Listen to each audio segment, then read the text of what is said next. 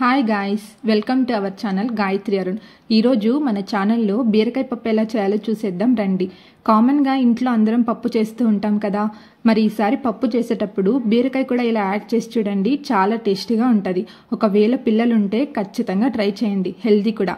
నేను దీనికోసం ముందుగానే కందిపప్పుని 2-3 టైమ్స్ క్లీన్గా వాష్ చేసేసి ఒక హాఫ్ అన్ అవర్ పాటు వాటర్ వేసి నానబెట్టేసుకున్నాను. ఇలా నానబెట్టుకున్న కందిపప్పులోకి క్యూబ్స్గా కట్ చేసుకున్న పెద్ద సైజ్ టమాటోని, అలాగే చిన్న సైజు ఉల్లిపాయని దీంట్లోకి యాడ్ చేసుకోండి.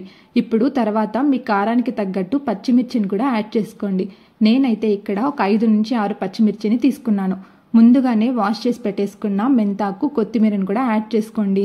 తర్వాత కొద్దిగా పసుపు, అలాగే ఒక 5-6 వెల్లుల్లి రెబ్బలు కూడా యాడ్ చేసుకోండి. ఇప్పుడు ఇందులోకి చింతపండుని కూడా యాడ్ చేసేసుకుందాం. ఒకవేళ చింతపండు వల్ల మీకు పప్పు సరిగ్గా ఉడకడం లేదనిపిస్తే ఇలా చింతపండుని గ్లాస్లో పెట్టి చూడండి, పప్పు ఖచ్చితంగా మెత్తగా ఉడుకుతుంది. నాకైతే ఇలాగే అలవాటు అయిపోయింది. మీరు కూడా ఈసారి ఇలా ట్రై చేసి చూడండి. ఇప్పుడు ఈ పప్పుని ఒక 3 విజిల్స్ వచ్చే వరకు ఉడికనివ్వండి. ఆ 3 విజిల్స్ వచ్చాక పప్పులోకి మీకు రుచికి తగ్గట్టు సాల్ట్ని యాడ్ చేసుకోండి. సాల్ట్ యాడ్ చేశాక పప్పుని మెత్తగా ఎనుపుకొనేసేయండి.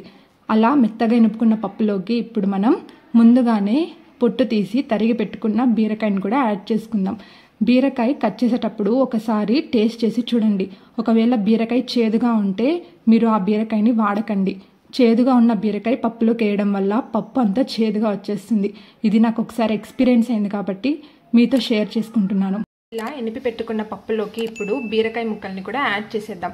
బీరకాయ ముక్కలు పప్పుకి పైనే యాడ్ చేయండి. స్పూన్ పెట్టి ఏమీ మిక్స్ చేయకండి. వాటర్ కూడా యాడ్ చేయకండి, ఎందుకంటే బీరకాయ నుంచి కొంచెం వాటర్ కూడా వస్తుంది కాబట్టి. ఇప్పుడు ఇలా యాడ్ చేసిన తర్వాత ఒక విజిల్ వచ్చే వరకు వెయిట్ చేయండి. పప్పు ఒక విజిల్ వచ్చాక మూత ఓపెన్ చేసి చూస్తే మనకి బీరకాయ ముక్కలు కనిపిస్తూ ఉండాలి. మీరు ఎక్కువ విజిల్స్ ఇచ్చేసారంటే బీరకాయ మొత్తం పప్పులోకి మిక్స్ అయిపోతుంది. అప్పుడు తినడానికి పెద్దగా రుచిగా అనిపించదు.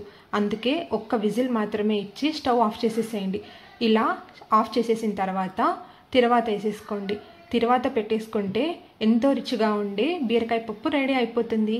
వేడి వేడి అన్నంలోకి చాలా టేస్టీగా ఉంటుంది. ఎప్పుడు చేసుకునే పప్పులాగా కాకుండా ఇలా వెజిటేబుల్స్ యాడ్ చేసుకుంటే మనకి రుచిగా ఉంటుంది. అలాగే వెజిటేబుల్స్ తిన్నామనే ఫీలింగ్ కూడా ఉంటుంది.